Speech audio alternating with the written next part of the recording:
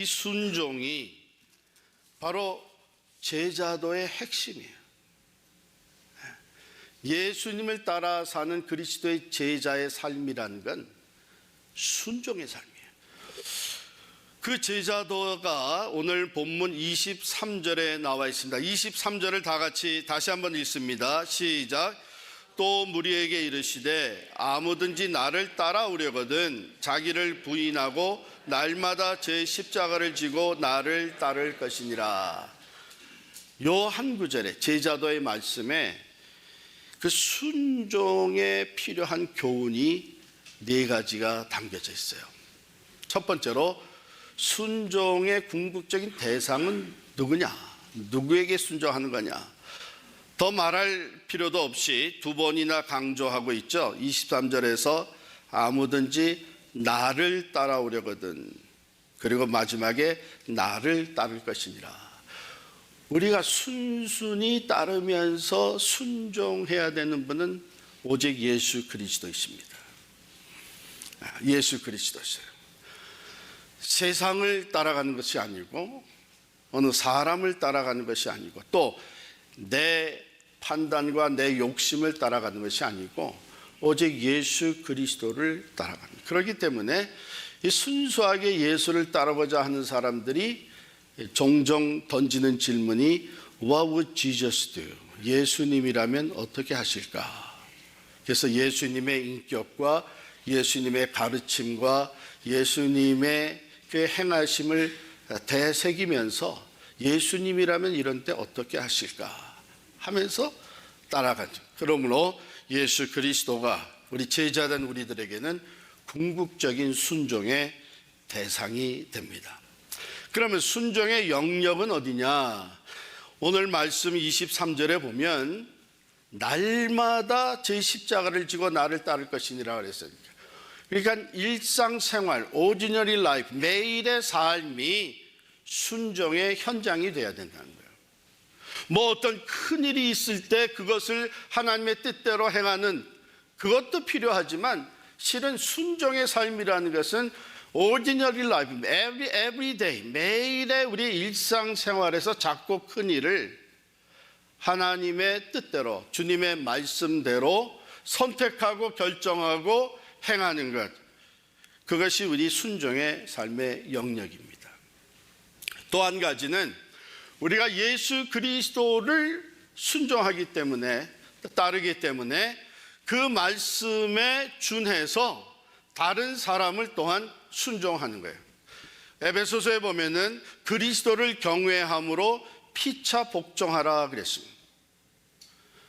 그래서 하나님의 말씀이 하나님의 자녀들은 부모에게 순종하는 것이고 아내와 남편이 서로 순종하고 복종해주는, 서로 세워주는 삶을 사는 것이고 교회의 가르침을 따르는 것이고 이와 같이 궁극적으로 예수님을 따르고 순종하기 때문에 그분의 가르침을 우리가 다 따라 순종하는 것, 이것이 우리 순종의 영역입니다. 순종의 자세는 뭐냐? Deny yourself, 자기 자신을 부인하는 거예요. 사람들은 누구나 다 자기의 생각이 있죠. 물론 어떤 데 가끔 보면 생각 없이 사는 사람도 있는 것 같아요. 그러나 다 우리 생각이 있습니다. 내 가치관이 있고 내가 선택하고 내가 선호하는 것이 있어요. 또 내 논리를 가지고 있고 또 나의 경험이 있습니다. 이런 모든 것 가운데서 순종하는 것은 상대 쉽지가 않아요. 왜냐하면 주님이 가르쳐 주신 말씀, 가령 예를 들어서 너희가 너희를 사랑하는 사람만 사랑하면 이방인들과 세상 사람들과 다를 바가 뭐가 있냐? 너희는 원수까지 사랑해라. 악을 악으로 갚지 말고 악을 선으로 갚으라. 이건 우리 일상생활에서 일어나는 것과는 상충되는 거예요. 그런데 그런 것까지 순종을 하려면 내 자신을 내려놓지 아니하고는 순종하기가 어렵습니다. 그래서 deny yourself.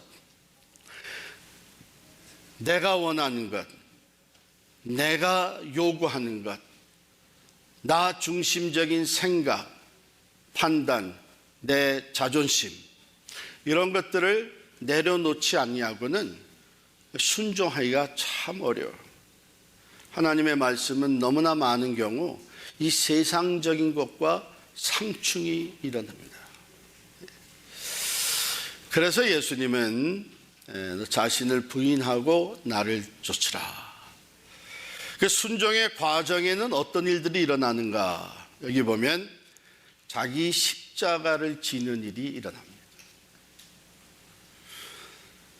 순종하면서 나가면 금방 모든 것이 다 형통하고 평탄한 길을 걷는 게 아니에요. 그래서 예수님은 구원으로 들어가는 문은 좁은 문이다, 넓은 문이 아니라는 거예요. 그 길은 좁고 협착한 길이다, 평탄한 대로가 아니라는 거예요.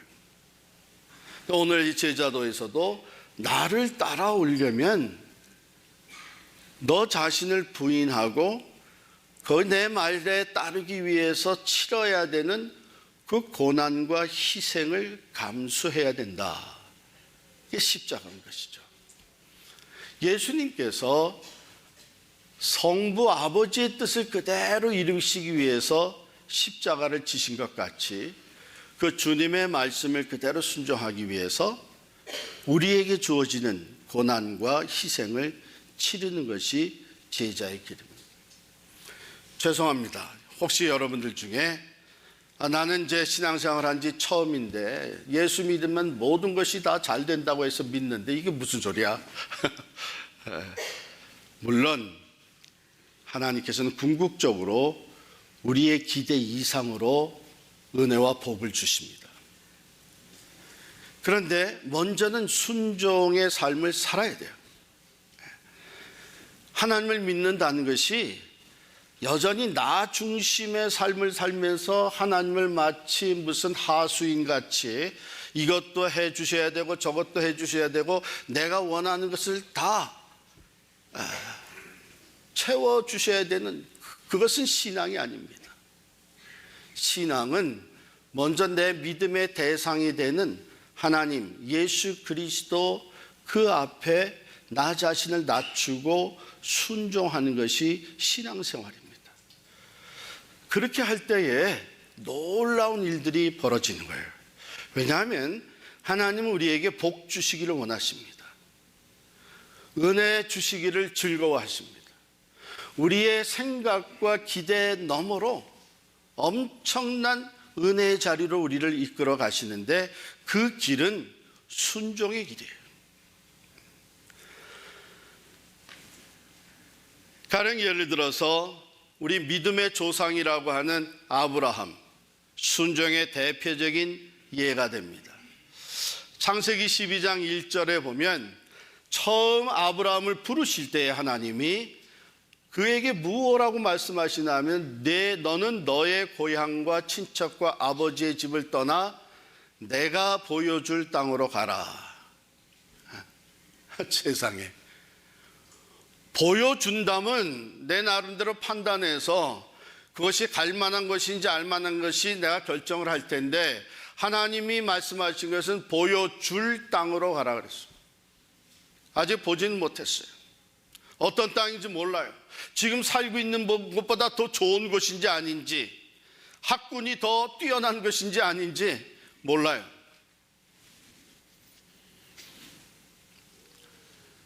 그런데 아브라함은 순종했어요. 이에 아브라함이 여호와의 말씀을 따라갔고 다른 조건을 보고 따라간 것이 아닙니다. 그게 하나님의 말씀이기 때문에 순종한 거예요. 이렇게 아브라함은 믿음의 여정이 시작을 했습니다. 이것이 아브라함의 첫 번째 순종이었어요. 그 다음에 여러 과정을 지나서 마지막 마치 믿음의 조상이라고 불릴 만한 그 그 마지막 테스트가 있었는데 그게 창세기 22장에 나와요.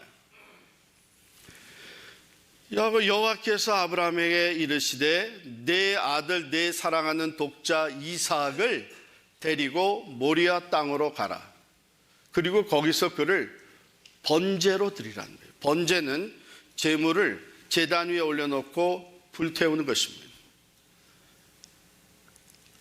이게 참 순종하기 어려운 일이죠. 왜? 이 이삭, 그 독자 이삭은 자식이 없었던 아브라함과 사라에게 약속하셨던 아들이에요. 내가 이제 아들을 줄 것인데 그 아들을 통해서, 그 아들 이삭을 통해서 내 자손이 하늘의 별과 바다의 모래와 같이 많아질 것이다, 무수하게 될 것이다 약속을 했는데 그 약속의 아들을 지금 번제물로 드리라고? 이건 참으로 복잡해요. 생각이 복잡해지는 거예요. 이게 앞뒤가 안 맞아요. 그런데 아브라함이 순종하랍니다. 아브라함이 아침에 일찍 일어나 그의 아들 이삭을 데리고 가더니 아브라함이 그곳에 제단을 쌓고 모리아산에 가서 제단을 쌓고 아들 이삭을 결박하여 제단 나무 위에 놓고 칼을 잡고 그 아들을 잡으려 하니. 한번 그림을 보면서 상상해 보세요. 느껴보세요. 저렇게 아브라함이 아들 이삭을 데리고 순종의 길을 떠납니다. 3일 길을 가요. 근데 가는 도중에 아들 이삭이 물어요. 아버지, 이제 제사를 드리는데 필요한 불도 있고 이 나무도 있는데 제물은 어디 있습니까? 참으로 대답하기 어려운 질문을 합니다. 떠나온 이후 그 발걸음 하나하나, 그 모리아산을 향해서 발걸음을 옮겨놓는 그 한 순간순간에 그것이 아브라함의 가슴을 찔러대는 순간이었죠. 엄청난 십자가예요. 그런데 아들이 막상 이렇게 묻습니다. 제물은 어디 있습니까? 야, 더 이상은 안 되겠다. 야, 우리 돌아가자. 이렇게 될 수도 있죠. 왜냐하면 절대로 논리에 맞지 않는 일이고 경험에도 있을 수 없는 일이고. 여러분, 이때에 아브라함이 대답하기를, 얘야, 그 제물은 하나님께서 친히 준비하실 것이다. 네가 제물이 될 것이라고 말을 못하죠. 하나님이 친히 준비하실 것이다. 그리고 끝까지 그 길을 갑니다. 그래서 이삭을 붙잡아서 묶어서 제단 위에 올려놓고 제물 삼기 위해서 칼을 들어 내리치려고 하는 순간 하나님의 천사가 나타나서 아브라함아, 아브라함아 부릅니다. 보통 부를 때 아브라함아 한 번 부르는데 이때는 2번 불러요. 하나님도 급하셨던 것 같아요. 이렇게 순종할 줄은 모르셨던 것 같아요. 아브라함아, 아브라함아, 내 아이에게 손을 대지 마라. 이제 내가 이 독자 이삭까지 아끼지 않고 나한테 바치는 것을 보니 이제 내가 진정 하나님을 경외하는 줄을 내가 알았다. 멈추게 하시고 그 다음에 돌아보니까 숫양 한 마리가 그 뿌리 수풀에 걸려 있는 것을 본 거예요. 그것을 제물 삼아서 하나님께 드렸습니다. 그래서 거기에서 하나님의 이름을 여호와 이레라, 하나님이 앞서가시며 준비하신다, 제물을 준비하신 거예요. 자, 이렇게 순종한 결과 어떤 말씀을 하나님께서 주셨는가, 또 그 말씀대로 이루어 주셨는가. 창세기 22장 16절부터 18절의 말씀을 우리 다 함께 큰 소리로 읽습니다. 시작. 이르시되 여호와께서 이르시기를 내가 나를 가리켜 맹세하노니 내가 이같이 행하여 내 아들 내 독자도 아끼지 아니하였은즉 내가 내게 큰 복을 주고 내 씨가 크게 번성하여 하늘의 별과 같고 바닷가의 모래와 같게 하리니 내 씨가 그 대적의 성문을 차지하리라.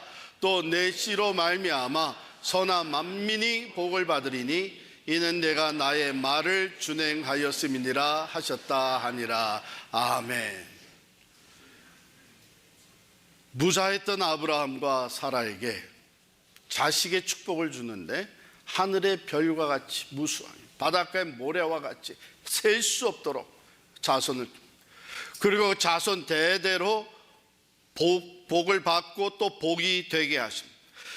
너와 내 자손을 통해서 뭇 사람들이 열방이 복을 받게 됩니다. 그리고 악한 어둠의 권세, 사탄 마귀의 권세, 그 대적이 부딪혀 올지라도 얼마든지 너희가 그 대적을 이기게 되리라.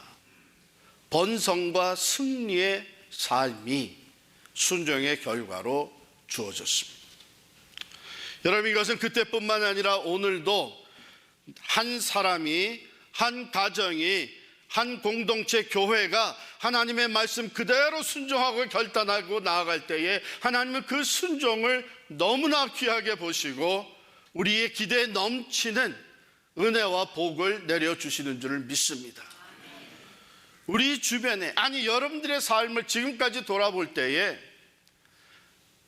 어쩌면 많지는 않을 수도 있지만 하나님이 우리에게 믿음을 허락하시고 성령으로 용기를 주셔서 그 말씀대로 순종했던 순간들이 우리에게 얼마나 큰 변화와 축복의 결과를 가져다 줬는지.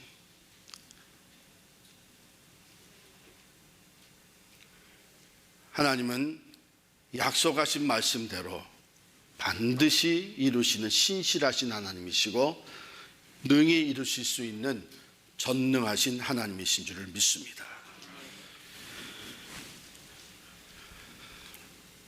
로마서 5장 19절에 보면 세상 역사를 바꾼 불순종과 순종이 소개됩니다. 우리 다 같이 읽겠습니다. 한 사람이 순종하지 아니함으로 많은 사람이 죄인 된 것 같이 한 사람이 순종하심으로 많은 사람이 의인이 되리라. 여기에 불순종한 한 사람은 누구예요? 아담과 하와입니다. 처음 인간 아담이 불순종을 했어요. 선악과를 먹지 마라. 하나님의 명령은 너무나도 클리어하고 분명했습니다. 이 선악과는 먹지 마라. 따먹으면 반드시 죽으리라. 그런데 사탄의 유혹이 들어왔고 그로 말미암아 하나님에 대한 불신이 일어났습니다. 왜? 사탄이 뭐라 그랬냐면 뱀의 모양을 가지고 접근한 사탄이 따먹어라. 완전히 반대 얘기를 했어요. 죽지 아니하리라. 오히려 선악을 아는 일에 너희가 하나님과 같이 될 것이다. 이 둘 사이에서 아담과 하와는 선악과를 따먹었습니다. 뱀의 말을 더 신뢰했어요. 그 얘기는 하나님의 말씀은 불신하게 된 겁니다. 여러분, 우리가 이 하나님의 말씀에 대해서, 성경 말씀에 대해서 불신의 마음이, 의심의 마음이 일어나서 점점 하나님의 말씀이지만, 아무리 그게 하나님의 말씀이지만 정말 그게 하나님의 말씀일까? 정말 그게 진실일까? 이런 의심의 마음, 불신의 마음이 싹트기 시작하면 점점 순종에서 멀어집니다. 불순종의 결과가 나와 나의 자손들에게 임한다고 하는 것을 기억하셔야 합니다.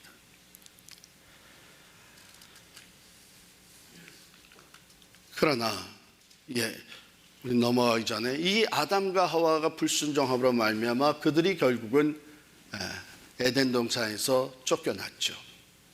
그것은 하나님과의 관계가 이제 단절되면서 영적, 육신적 죽음에 들어가게 된 겁니다.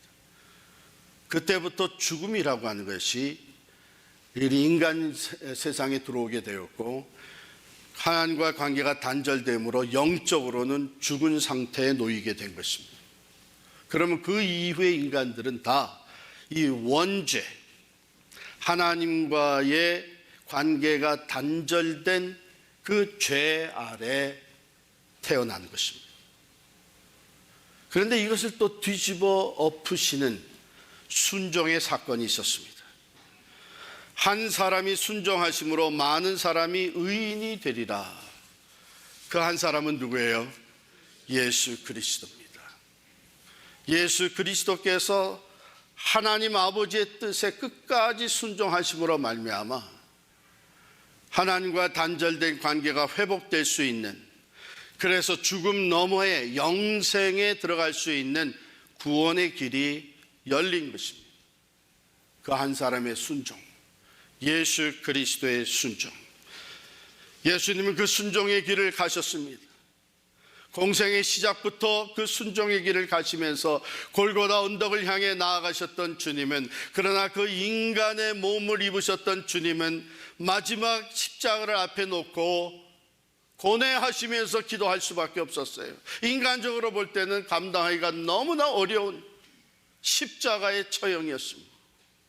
그러므로 아버지와 할 수만 있으면 이제라도 이 잔이 내게서 지나가게 하옵소서. 이 고난의 잔, 이 죽음의 잔이 내게서부터 지나가게 하옵소서.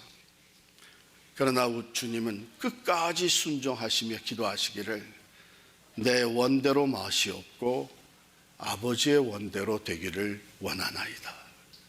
Not my will, but yours be done. 이렇게 끝까지 순종하심으로 말미암아 세상 역사가 다시 바뀌었습니다. 구원의 길이 활짝 열렸습니다. 이젠 누구든지 예수 그리스도를 믿는 자마다 구원을 받고 하나님과의 관계가 회복되어지며 영원한 생명을 누리게 된 것입니다. 순종. 하나님이 예배보다도, 우리가 모여서 드리는 예배보다도 더 기뻐하시는 것이 하나님의 말씀과 뜻에 순종하는 것입니다.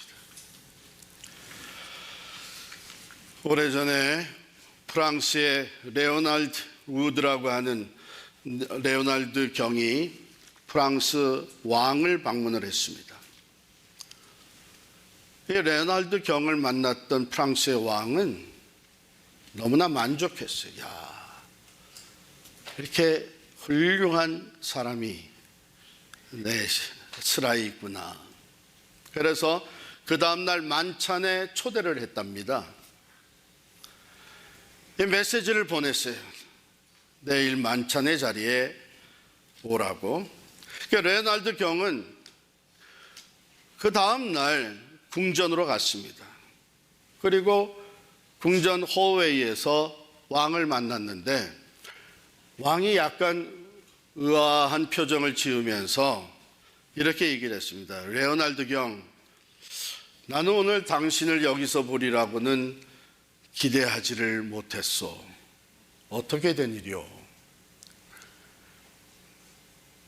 요즘 같으면 우리가 첫 번째 듣는 이 왕이 치매에 걸리셨나?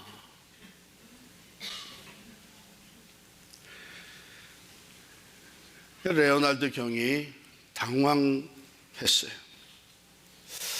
폐하께서 저를 초대하지 않으셨습니까?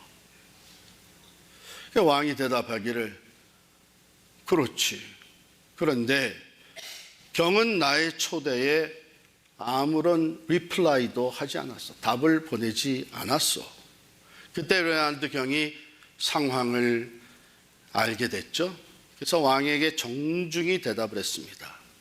폐하, 왕의 초대에는 결코 가타부타 대답할 수가 없는 일입니다. 다만 순종만 있을 뿐이죠. 우리는 하나님 앞에서 이러한 자세로 살아가야 합니다. 하나님의 말씀을 놓고 가타부타 할 자격이 우리는 없습니다. 하나님의 말씀에 우리의 응답은 예, 순종뿐입니다.